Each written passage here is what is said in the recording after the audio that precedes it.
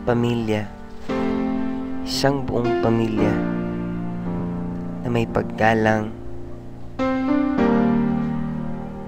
at respeto sa isa't isa. Isang responsableng ama at maurgaing ina.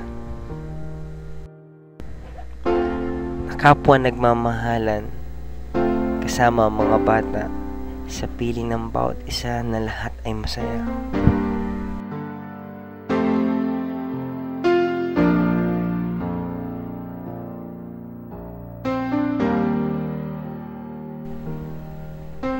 Tayo ba ay kabilang sa kanila?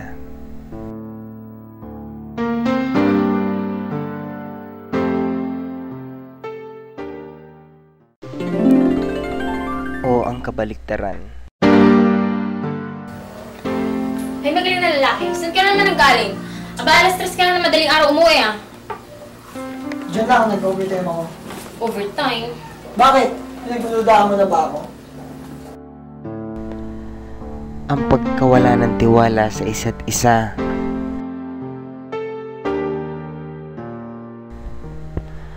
At ang madalas na pag-aaway at hindi pagkakaunawaan ng bawat isa.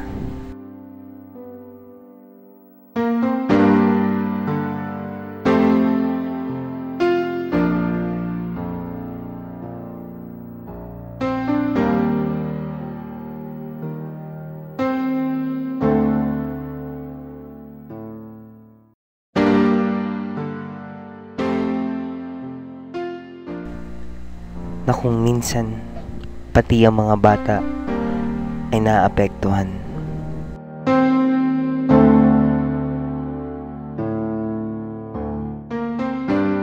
Hi, Dad! Andiyan na si Daddy! Si Daddy, hindi tayo pinansin. Pati mga bata ay hindi magkaintindihan. Huwag ka nga maglaro sa harapan ng pagkain! Oo, ano naman gulo yung tanghali tapat eh. Lagi na nagawin pag sarap ang pagkain, pagbabato. Ang ingay-ingay nyo na naman, ha? Nag-aaway na naman kayo, ha? Ikaw, Jonathan, ha? Yung boss mo, narinig ko na naman. Galing mo lang sa labas, ha? Huwag kang ganyan. Sumasagot ka pa. O bakit? Mama, si ate tsaka si kuya, inaaway na naman ako. O, nagbubulong-bulungan pa kayo. Diba sabi ko, huwag niyo awayin yung kapatid niyo. Mas nakakatanda kayo.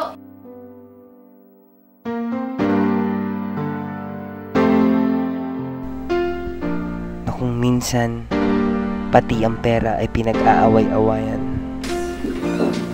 Mama, Bakit? hingi akong pera. Pera na naman, para saan? Bibili lang naman ako ng Jackstone eh. Jackstone! Ano mapapalam sa Jackstone? Eh, yung kuya mo nga, kabibig ko lang na 100. Hindi na binalik sa akin yung sukli. Narinig ko naman po yung pangalan ko.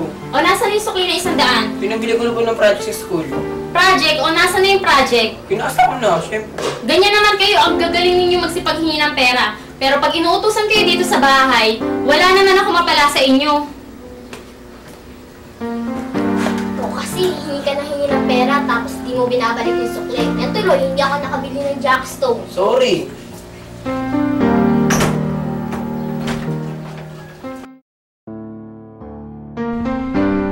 Sino ba tayo sa kanila? Sinong mga karakter ang totoo nating ginagampanan sa ating mga buhay?